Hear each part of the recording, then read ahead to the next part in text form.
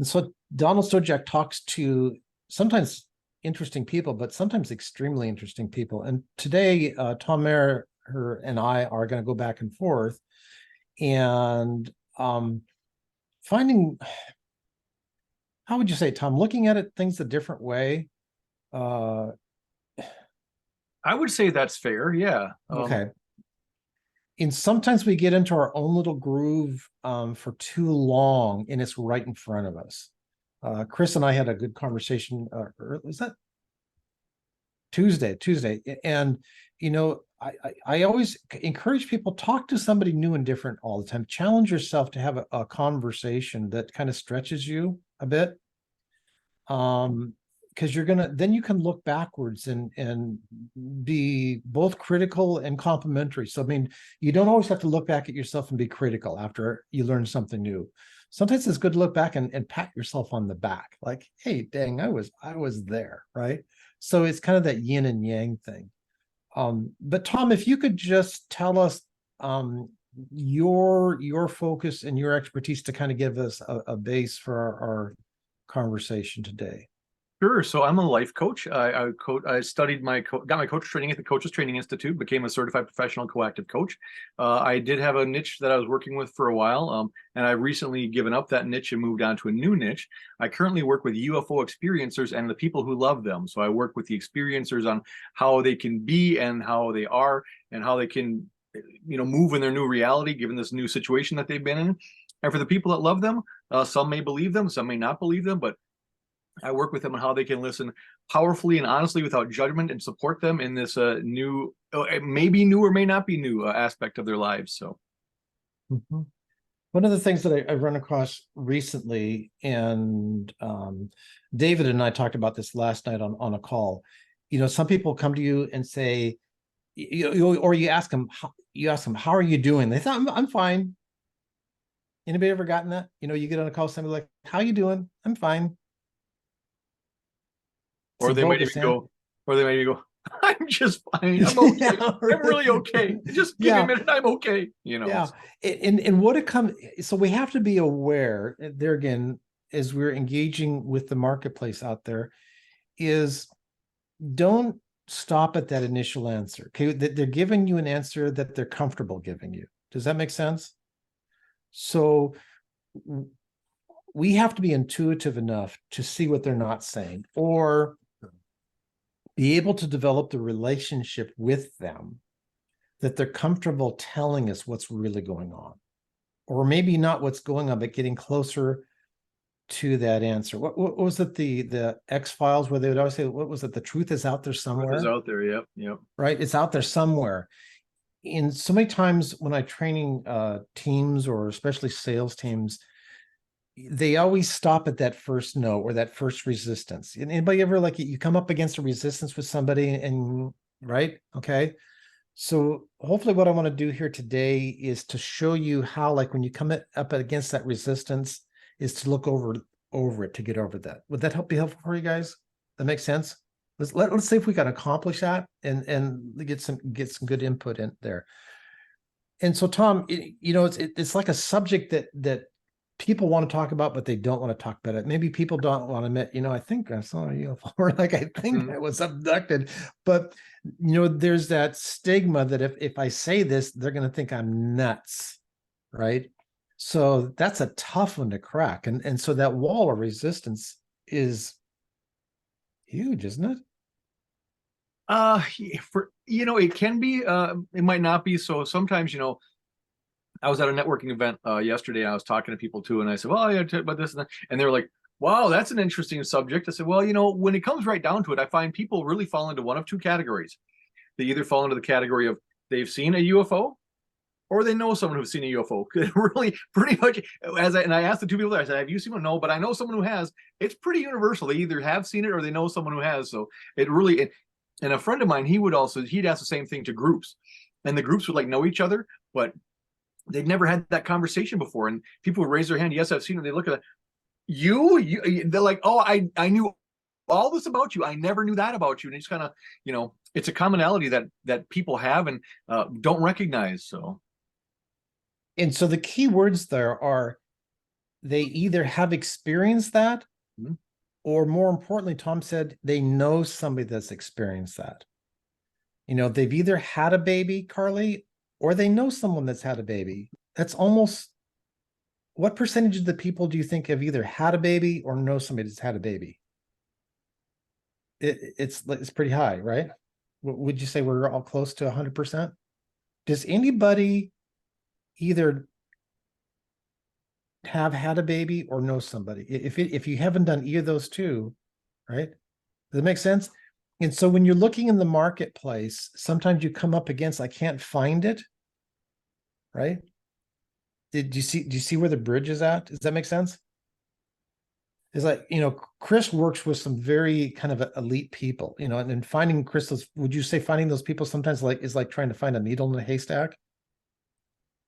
But, in conversations, maybe they're not that person, but they've seen some of those needles in those haystacks. Does that make sense? Right, Chris? Yeah, that's right. And And they can speak to the experience. They know the experience and they can talk to it, Yeah. even if they haven't had it themselves. Yep, it's right there. What Tom, what do you use to uncover the what seems to be covered up? Yeah. What do I use to uncover what seems to be covered up? Well, I think the one thing I use is time. I don't rush it. Time is a good thing. Time can really be your friend and your support in that type of situation. Because if they are, pushing back and bit of resistance, they may need a second to breathe. If you come rushing at them, they don't have that time to breathe. And silence is, they say silence is golden, and it really is. I'll throw out a question and I'll just sit back and let it, just let the ripples go and see what happens, and not be quick to follow up, or not come in with another one right away. Just let them absorb it, let them breathe it, and just see where I also try to establish comfort levels too. So, and of course, showing my own flaws and that I'm vulnerable or whatnot, is always a good thing. So I've had people say, "Oh, I'm really shy about this." Public speaking. They go, "Oh, I'm afraid to death of public speaking. I can't public speak." I was like, you know what? I do it a lot. I do it all the time. And I just go, you know what? I'm afraid of looking stupid. I'm like, well, don't worry about it. I look stupid all the time, and I laugh about it. And it's, and then that's the thing. When I laugh about it, usually people will laugh with me, and there's the build, and there's a connection, and there's the bridge right there. So 99% rapport. yep. Yeah, because if you can get that kind of rapport, of course of course they're gonna like pull the covers back and work with you on that level. So yeah. And Tom, that's one of my quotes now. Okay. which it's 99% rapport. Okay, cool. Just write that down. Tom is a collector of sayings, and I just wanted him to recognize that I just had a saying there. But yeah. And I got that from a habit from, I forget, either Eben or this other guy that have morning routines. And one of the things is you need to be teach what you learn. So I like, when I find quotes, I try to send quotes out. And then the nice thing about sending those quotes out on Facebook, come a year later, it comes back in my memories and I get to review them again. So, oh yeah. And so, it's not a very fast reminder, but it does come back up again. So let's get a bit tactical. Okay. So you're targeting people that have had an experience and they can't put words to it. Okay. What are some of the things that you look for? What are some of the things that you say to help flesh that out with them? To bring that conversation more around to an active conversation. Yeah. So you mentioned the time thing. I know, as we've talked before, you said like some people, they can't account for time. the missing time. Yep. Right. Does that make so what are those tactical things that, and so what I want to get at here too is like, for each of us, I want you to kind of think in your marketplace is, what are those things that your ideal client should be aware of, but maybe is not aware of. Okay. Mm-hmm. And because you're the one that helps them become aware of it, right? Yep. That helps build some of those bridges that we're talking about to develop rapport. Mm-hmm. Does that Yeah. make sense? Yeah. Yeah. Well, one thing that they might not be aware of is they're not alone. I mean, it should be obvious that no one's ever alone, but many people feel alone, so they're not alone. And then the whole thing is, am I crazy? Well, crazy is a matter of perspective. So depends on how you look at it. And really, uh, I'd say most of us are crazy or pretty darn close to it, or we've got some strong symptoms of craziness going on. So you know. So you not coming off as perfect or having it all together actually helps create that bridge and that bond. I think so because Because it shows humanness and humanity. So and I think it also kind of if there's like a feeling of difference of status, it kind of adjusts that so it's more level and even playing field per se. So what are some of the other things that you typically uncover with somebody that has potentially had an experience or thinks they might have, or what are the validating points? I want to get granular here. yeah. What I'm trying to do is I want all of us to kind of think, not yes, the broad strokes, but then what are all the subtleties? What are all the dimensions below that? Does that make sense? Yeah, I think so. Well, and I'll go back to a woman called and left me a voicemail a few weeks ago. I need to follow up with her again. And she called because I'd given her friend a business card at Menards. He stopped me in Menards. We're talking. So she Okay. called me up, left me a voicemail. She'd had what she calls a dream. She said it was the most realistic dream she's ever had. She was on board a craft with these things that she'd never seen before, and she was pretty convinced it was a dream. Or And that's what she thought. it wasn't just because she was binging on Lost in Space or No, I don't Flash think so. Gordon or some of those more modern ones like Star Wars. I got the impression that really wasn't her style, her thing. That's not what she's really Okay. into. Because I did ask her about that. She said, "Well, I'm aware of it, but I never really put much stock in it." Da, da, da, da. So really, and this I think this builds rapport too. As I listened to her talk about what she was saying, I could easily go, "Oh, I've heard this before. This means this," and told her this is exactly what's happening. I could have done that, Ah, but I didn't do that because she was still stuck at. I think it was a dream. It might have been a dream. It could have been a dream. Maybe it wasn't a dream, but I think it was a dream. So one thing I try to do is meet them where they're at. I just meet them where they're at. So she's not sure, so I wasn't going to tell her anything different. Especially I think when people are kind of struggling or kind of in trauma or aren't sure of something, one of the greatest gifts that you can give them is to just completely accept them right where they are, right where they're at, just how they are. And not try to fix them, not try to change them, not because I believe they'll be able to do all of that on their own, maybe with some coaching, but it's something that they can accomplish. And to just be with them and accept them and breathe through that is a really powerful thing to do. So I think that's very helpful because, like I said, I didn't try to convince her that because the fact I don't know what happened. That's the fact is I don't know. I'm going by what she's telling me. I can say, oh, I've heard all this other stuff, so I know for sure. Well, I've heard all this other stuff, but that doesn't mean squat. Like we were talking about proof earlier. mm-hmm. I have no proof. So, and I think just having that person being there, being with them in that state of uncertainty or not clarity and just, being present, it takes away that feeling of being alone. And I think it's a very comforting thing that really kind of, can be very powerful. So, and I'll let them be in that confusion. Let them be in that uncertainty. Let them kind of flesh it out and kind of swim through it and paddle their way to the shore or into deeper waters or wherever they need to go, wherever the tide takes them, as it were. It's it's interesting. I was in a mastermind group few years ago, and the topic that we were kind of covering, because all of us were experts, in the group. Okay. And they were showing the research that says the hardest process of learning is trying to go from where you are up to the next level. In other words, if you start with a tabula rasa, a complete blank slate, blank piece of paper, like pretend like you know nothing, it's easier to even leapfrog your current information. Does that make sense?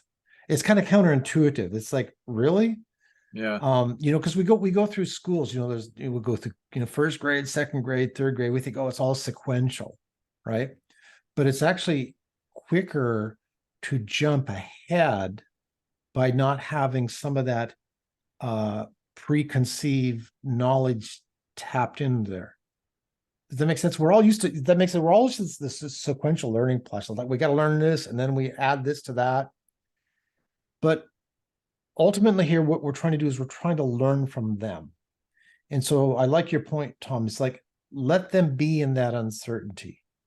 In other words, we're too quick to tap on to what we know, right? Rather than to allow that person to kind of leap. Right. With their unknowingness. Mm-hmm. Does that make sense? Yeah, and they may not be ready to leap yet. It may take a little while, and that's okay too. Wherever they're at is just again, to me, it goes back to acceptance, just really accepting them where they're at, how they're at, and who they are at that time. So, what are some keys that you maybe look for to let that you know that they're ready to do that? I mean, they've exposed some to you, but they're again, how do you know that they're ready to go up a level or get an understanding of what they've experienced? Because sometimes they'll give the indicators. They might start asking questions. They might go, "Well, what about this? What if I tried this? Is it?" So then they're kind of taking the steps on their own. So you're kind of giving the space for them to do that, and that's one of the indicators I think where they may be ready to move or make a change. So, okay. Anything else? Ooh.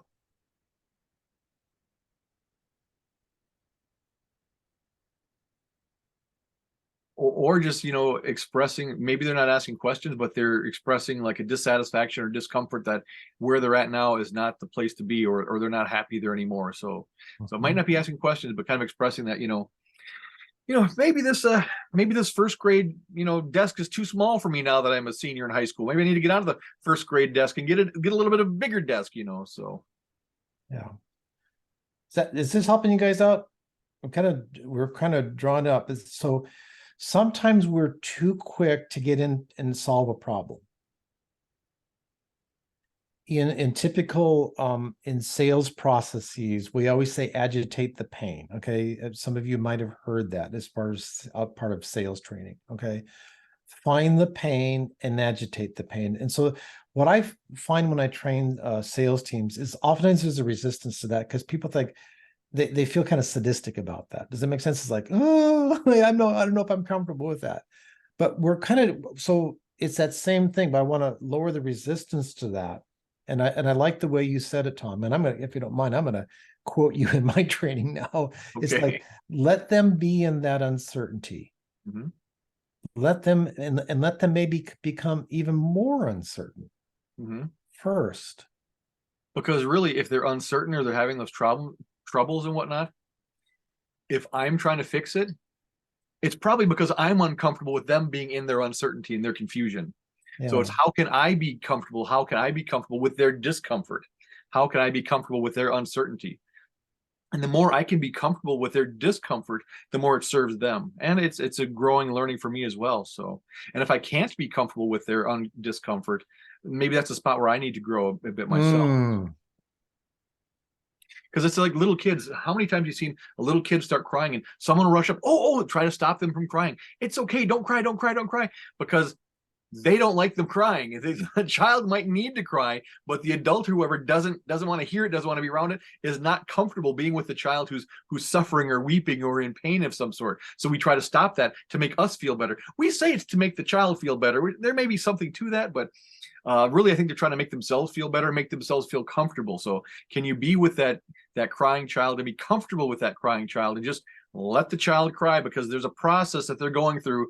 That's an important process that we shouldn't be putting stoppers on those processes, those emotions, those feelings coming out. So, one thought that comes up for what you shared, Tom, and Donald, what you shared is that obviously there's the sense of being present. We have to be, as coaches, be present to how we're taking it in, and if we're able to allow that to show up. And then what you shared, Donald, is this experience of how do we make the pain more conscious with them? How do we help them to see it more clearly, more precisely? It may be there a little bit, but how do we begin to make it so it's like, oh, this is really present, and that can help them facilitate them take bigger action, whether it's in a sales process or in a coaching process. And Chris, and you think about a little child as well. One of my little friends, the conversation I had with her yesterday, was, have you ever, touched something that was too hot? So, as children, we always say, like, don't touch the stove or something like that because it's hot, but they don't know what hot is. And so is that really good for us to do that? Or do we cause a bigger problem down the road if they don't experience that? And her response was, I was at a restaurant, yeah, and I touched the plate and it would burn me, probably a Mexican restaurant. And I was with a hot plate. And I think to myself, as a parent, having been a parent now, a grandparent, the initial helicopter parent feeling like, oh, I'm going to protect them at all times.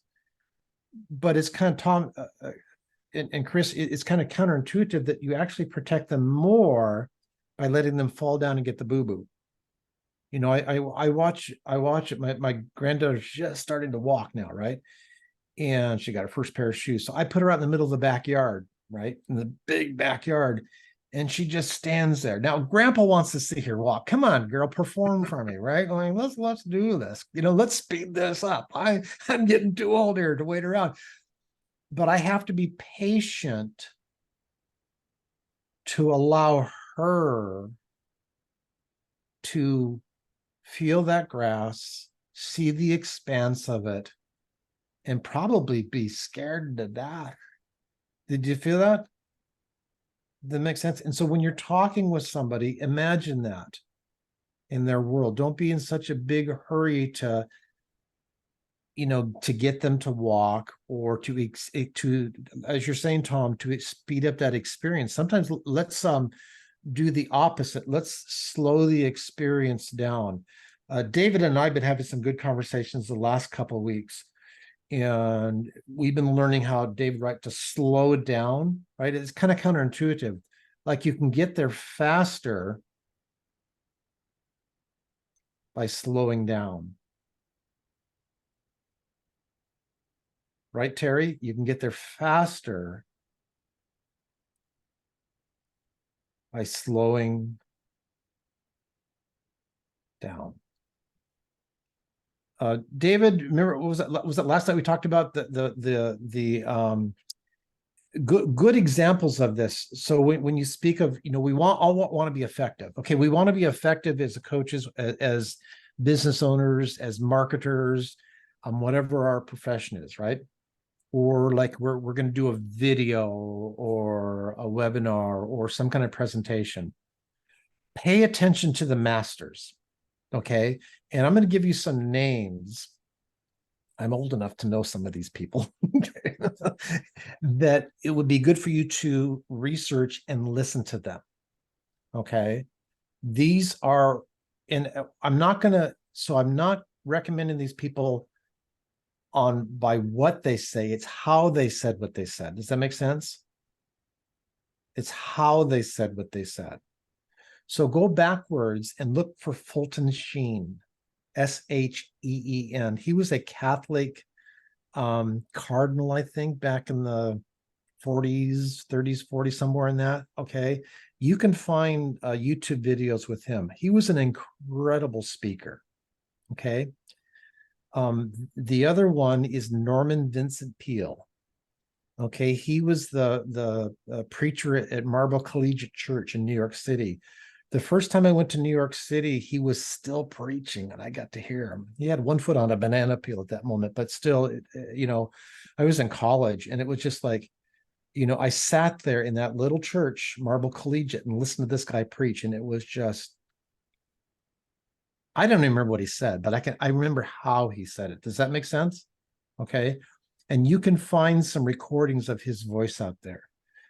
The other one is Robert Schuller, who had the Crystal Cathedral out in Garden Grove there in California. There again, I got to hear him when he was still in the pulpit.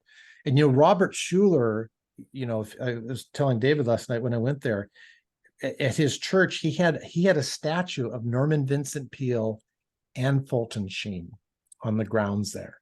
He gave honor to his mentors. That makes sense. And so where did Robert Schuller get that? It's there. Okay. So those are kind of religious leaders, right? They're there. Okay. when it comes to presidents, pay attention to every single one of our presidents has had this.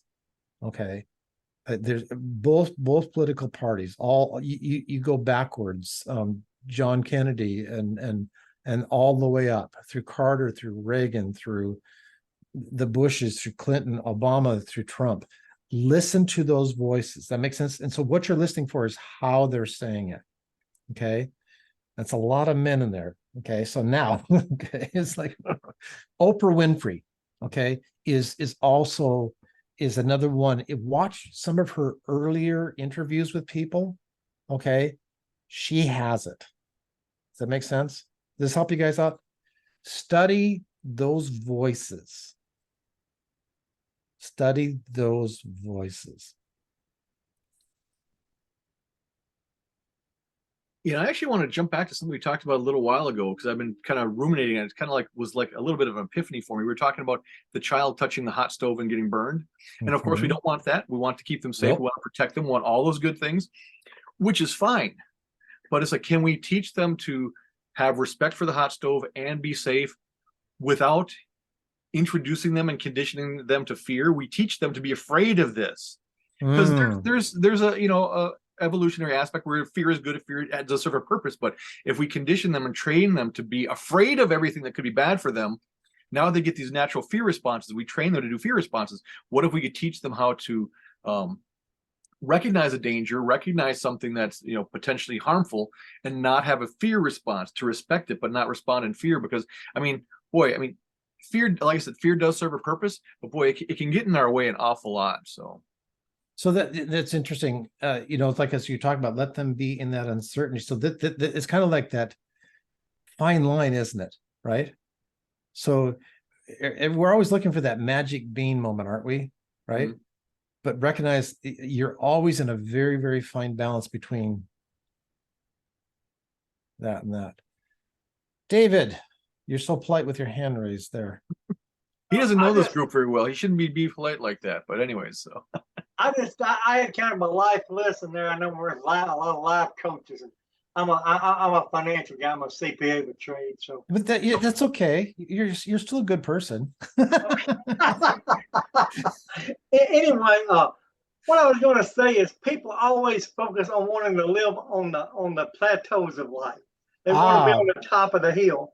But the thing is, if you have no valleys, then the top of the hill becomes a plateau. It's just a plains because it's all level. If it's all the great part of life, then it's level. So you only experience and enjoy the highs because you've been through the valleys. And people are trying to live lives with no valleys, and it's just it's not even I don't know, psychologically even good for you, because if you don't have some down, you can't really enjoy the up. I mean, you know how long it took me to pass the CPA exam, and so they'd have to pry that certificate out of my cold dead hand to get it away from me. So but I fought through that valley, and that's what makes that hill so valuable to me. Yeah. If you don't have the valleys, you can't enjoy the plateau. And so part of it, as Tom was talking about earlier about building those bridges, okay, it's sometimes it's lining up your peaks and your valleys with theirs. And you become, if you try to come off to the world as being way too perfect, I mean, Malcolm, you need to stop spending so much time in the beauty parlor, okay, and recognize that not everybody can get their nails done every day. Okay, so many of us were like, I can't talk to anybody because I don't got my nails done and my hair coiffed and all that kind of stuff, right?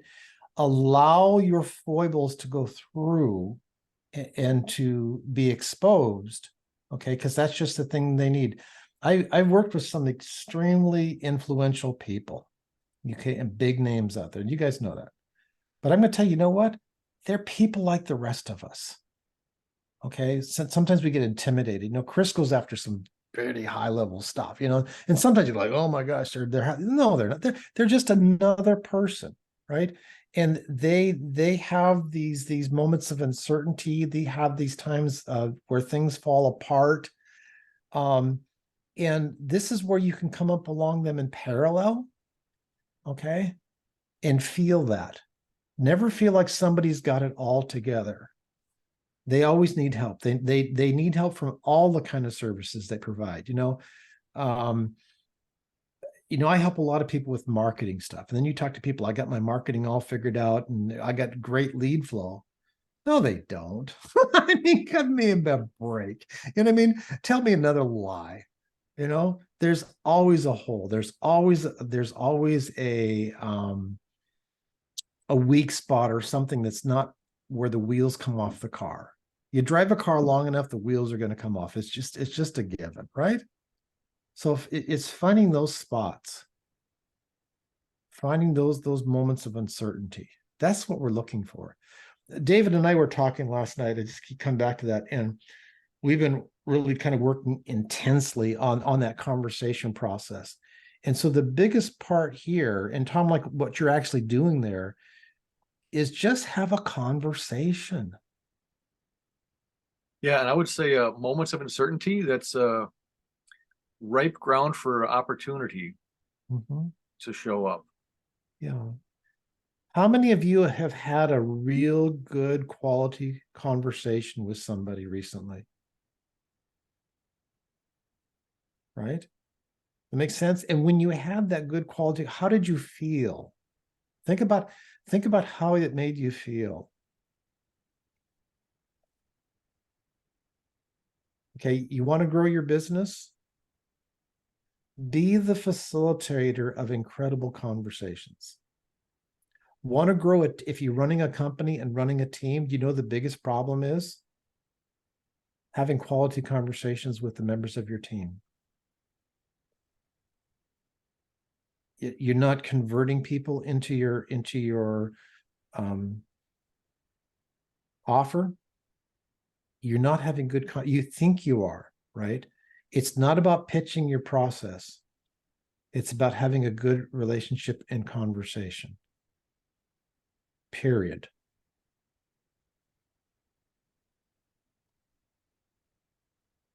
Marisol, does that make sense? Right? It's kind of changed you a bit, hasn't it? Yes. Is it more fun? Yeah, I'm just thinking, how do you do that for cold audience? Because I'm not converting my landing pages. I'm splitting testing 2 pages. So step back from it and look at it. Am I having a real conversation? Am I having a real conversation? Does that make sense? Do you see the difference? You know it when you felt it, right? Tom, when you're talking with somebody, I mean, like you're saying, they start asking you questions, right? Mhm. They start engaging and responding. So some of the clues are here. Are they just zombing out and listening to you talk? Or are they talking? So Marisol, your goal is not to tell them stuff. Your goal is to prompt them with things that get them to say stuff. Mm. You can analyze 99% of marketing from that zone. It's getting people to take an action, to give a response. It's not to download a bunch of information into them. You want a book? Oh gosh, do I want a book? Richard, This is why, Richard, this is why we all like you. It's like, yes, Richard, give us a book. Does Richard have books? Does Richard read books? I don't know. There's an author named Patrick King. He writes tons of little shortish books on how to socialize, how to get along, how to ask questions, how to warm people up. The list goes on and on. He's one of those guys that he's got a genre he gets. He's a psychologist or something. And he just churns out these books on how to get along with other people. And they're just practical and terrific for how to maintain a conversation, how to get rapport. He's just got, I'm not even going to tell you which one because he's got dozens. Patrick, so what are some major things that you have learned from him that you've been able to implement and get results with? Well, the top of the list is listening. Two things. Everybody talks about listening, and so he's got lots of techniques for how to ask questions, and I can't think of the exact ones off the top of my head. But the other one that was surprising, because everybody talks about listening so much, he also talks about telling your story at the appropriate time and the right amount. So it's a balance, because I listen, and I do that. And I kind of bore myself at parties. That's not boring. I get resentful is not the right word, but it's like nobody wants to listen to me. I'm doing all the listening, you know. But Patrick King talks about taking a little bit of time to tell your story as well. So it's like 70% listening, 30% telling your part of the story. So it's an engagement. It's not just, it's an engagement, but it's mostly listening and learning the right questions. You know, the three, what is it? Who, where, why, when. When's a people like to ask, why did you do something? It's much better to ask, when did you first learn that? When did you first start experiencing that? When, instead of why, or the three W's: who, where, when, and why, or whatever the number of W's are. But I Richard, where do you live? I live in Post Falls, Idaho. When did you move there? There you go. You See, feel that's the a good question, because it's an interesting answer. My Yeah. mother died of dementia. I was with my girlfriend. I had to sell my mother's house. I was living there. I had to go, and I was with my girlfriend at the time. And here's where she is in Post Falls. See, Yeah, it it's a works. good, It's just like, it's like magic. and it's an It's interesting answer. I mean, I'm not saying I'm interested, but you get the Yeah. point. yeah, yeah. Yeah, I had a conversation once with somebody at a party she was a young lady, and I can't remember, maybe she was a nurse, but she did all the question asking.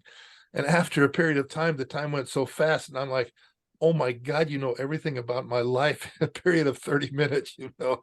I almost felt embarrassed that I spoke so much, but she did all the question asking, and it feels good to have someone lead the conversational. And it takes so much pressure off of you, because you know, Donald, you and I have talked many times. It's real easy once I get somebody on LinkedIn to have that conversation, because it's not much of a burden to know the questions to ask. It's easy to keep the conversation flowing that way. It's not hard. It's not scary. It's not burdensome. It's just, and they're the same questions every time. You don't have to invent new questions every time.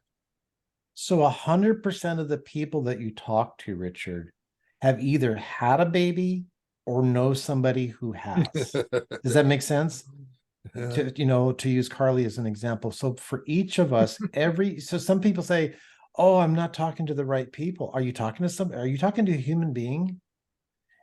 Understand, every time you talk to a human being, even if it's the janitor, right? Do you think the janitor knows what's going on in the business? Oh my gosh, he empties everybody's trash bins, or she empties everybody's trash bins. They know everything. Does that Well, make sense? you asked me what questions to ask. I took Evan's course on coaching. I put everything in a mind map. When I talk to somebody, I have a mind map with about 100 questions. It's up on the right side of my screen, and it never fails. When the conversation gets a little slow, all I got to do is glance at that, and I got another place to start. You know, it's a modern world. You're on the computer. Give yourself a little help. You know, you asked me what did I learn from Patrick King. I can't remember all that, but I can stick it on a mind map or a Word document and stick it on the screen. And we're on the internet. It's so easy to have that resource available to yourself. We should probably revisit that recording that you made, Richard, because that was the premise of his recording, is that we don't know what we know. We remember just a fraction of it. And this is why we need coach to be coached. This is why we need to hire somebody to do stuff for us, because we're not who we think we are, right? We're leaving a lot on the table by, right? Or you are being way too hard on yourself if you think, oh, I can't remember everything. Yeah, that's right. You can't. It's like, yeah, you remember a fraction of it. Even if you think you're superhuman at learning, you don't. It's some of it comes down to mastery, and like if we hear some of the same stuff again, it's good to hear it again, because it's hearing it again and again. When I work with Chet, we train 5 days a week. Do you think we did something new every day? We trained on the same stuff over and over and over and over. Yet to master it, yeah. Mhm.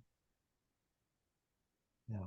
Tom, as you have kind of delved into this, people, that have potentially had an experience, what insights has it given you personally, that as you've jumped into that has maybe been a bit of a game changer, or moved the needle for you, or maybe unexpectedly or unexpectedly? In what way? I'm not sure I'm following. What have you gotten out of it yourself? Boy, probably some leadership skills, leadership ability. But I guess one thing that occurs to me is, because even the first time I went to a MUFON meeting, I was like, uh-oh, going to the meeting where all the UFO kooks hang out, where all the UFO nuts are. What's it going to be like? Because you have that preconceived notion of what they're like. And you walk into the room, get to meet people, get to know people, get to talk to people. It's really a wide cross section of the society. It's not really one tiny little segment. It's like anywhere you go, you get a wide, broad cross section of society. So it's not always, we should know this too. It's not always what you think it's going to be. It's not how we think it is. It's always something else, and there's a lot more to it. So good. Yeah, excellent. And I think that's true for all of us. When you poke in some place, okay, you're going to get into this basket, right? And in that basket somewhere is something. That makes sense. I joined this Facebook group a few weeks back, and it's a Facebook for people that grew up in Tacoma, Washington in the 70s and 80s. I mean, that's the name of the Facebook group. I grew up in Tacoma, Washington. I grew up, now I grew up in Tacoma, Washington in the 60s and the 70s in this essence. That makes sense, right? But I joined the group, Facebook. Kind of interesting, right? Where's this how am I going to get clients out of that? You think, oh, I'm just looking for clients all the time. You know what I mean? And I've just been commenting back because there's different experiences and places, right? I'm engaging in the Facebook group, right? Day before yesterday, somebody posted a picture of my old junior high school, which is now a field because they tore the thing down. After 100 years, you tear buildings down. Here we tear buildings down. We take perfectly good buildings and we just tear them down, right? I made a comment, hey, wow, I was in 9th grade there in 1974, right? And I went to the elementary school starting in 1964, right? Well, in the last 24 hours, I have reconnected with 5 people I went to elementary school with. Now, remember how old I am? Do you know how that's like dinosaurs were moving around? Think about that. People that I totally lost track of 50 years ago. Think about that for a moment, right? Okay. I don't have any photographs of myself when I was younger. Carly, like, I mean, I lost all those photographs are gone. Nothing, nowhere, right? Okay. And so one of those people I connected with David Kay, who I was in kindergarten with, and a few other grades. We were in 5th grade together and a few other things, right? Best buddies in grade school. Haven't seen him in 55 years. And he has the pictures from grade school. So he had pictures of me from kindergarten in his collection. My wife had never seen a picture of me that young, and my children have never seen, right? I look just like my oldest son, right? Does that make sense? And so what I'm saying, you never know what you're going to find in a basket. Does that make sense? And all of those people that I meet, maybe they're not my clients, but now they're going to go Donald Stojack. Think about them. Do you think they're going to go on Google and Google my name? Anybody think they might check me a little bit deeper? Does that make sense? Do you think they might find my LinkedIn profile, Richard? Right? And what's the question? And what's the question? What are you doing nowadays? Right? I'm fine. And I was like, what are you guys doing? Right? One of the gals became a school teacher and actually taught at the junior high we went to. I didn't know that. And one of the questions you taught me, Don, that's so useful is ask the same question over and over. What's that about? What's that about? Yeah. Why? Why did you do that? Why? Yeah. When? Right. Why? You can ask the same question. You don't need to come up with 1,000 creative questions. Yeah, you don't need that whole mind map that Richard's developed there. Yeah. But it would be nice if he shared that with us, right? And so one of these Thursdays, I want you to come back and share some of that with us, Richard, and I think that would be very, very helpful. Does that make sense? Tom, I mean, this has been very, very helpful for us. And what I encourage you all is like, however you look at the world, step back outside of your box and look at it differently. However you see the world, step back and look at it differently. Does that make sense? And you're going to see something different. And you're going to see opportunity that was right in front of you all the time. Your best clients are already in front of you.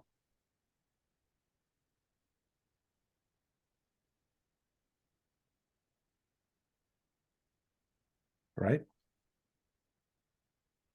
Your best clients are already in front of you. Help you guys out. Thank you, Tom. Hey, happy to do it. Not a problem. I got to stop the record button.